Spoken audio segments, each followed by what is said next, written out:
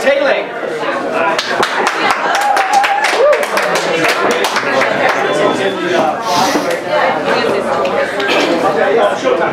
I bet she has a bush Scorsese would love. Oh!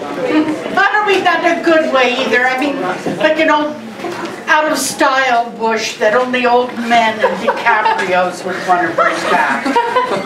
I doubt it has to do with her bush, Scorsese style or not. Fuck her! Why should you feel bad? Because she's fucking my man. Your old man? Your old, used-up man you will no longer have any use for. He was still good for me sometimes. Enough! Toast! Toast. To ridding ourselves of bad men like Bernard on St. Valentine's Day. To ridding ourselves of bad men like Bernard on St. Valentine's Day.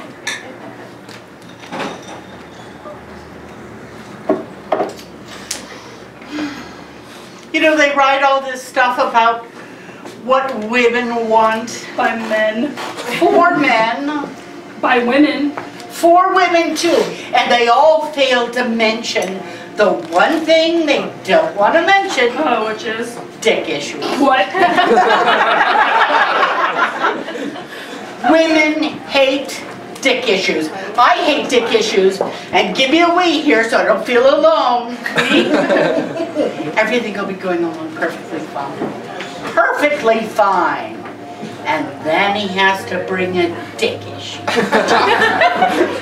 Is it big enough? Is it wide enough? So if you know the term girth.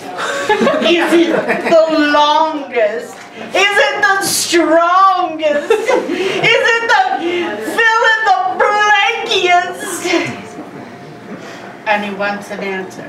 An answer he will never be happy. There is no good answer to a dick issue question. Oh my God, that happened! Of course it did. Doctors? Firemen. Lawyers? Construction workers. We're not whores, are we? No, we're just experienced. Handymen? Bakers. Actors? Ooh, actor? Yeah, I kind of expect that of an actor. Delivery men? Stop. Bernard? Yes, Bernard. They all do. Except for the really good, perfectly beautiful dicks. And how many of those have you seen? I saw one. A guy named Joe in college. Oh, Joe's perfectly beautiful dick was a masterpiece. Oh, I loved just looking at it hard. Length. Probably a perfect 8 inches. Thick, plump, oh, gorgeous head. And other than that, that was it. It was like drinking a fine wine, looking at a fine painting, being a recipient of one of the finer things in life.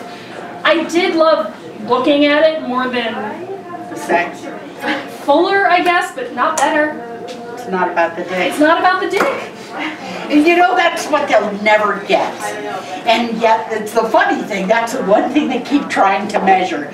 Not literally, of course. Yeah, some of them literally. Don't tell me you're gonna spout that. The way you use it, it comes with the motion in the ocean, crap. No, that's bullshit too. You know what that is. Love. You got it, sister. It's love. So then why do they all have dick issues? I don't know, they just do. Think back to Bernard. You know, he was fine with it until one day. One day. He asked me about it. He mentioned it subtly. Not even so subtly. He asked me. He asked me if I would want a big dick. And what did you say? You know, I thought I was being smart. I said, well, I wouldn't want that all the time. Probably the best answer you could give. And then he taunted me with it. Oh, I wouldn't want that all the time. Oh, I wouldn't want that all the time. You know, you are right. There is no good answer to a dick issues question.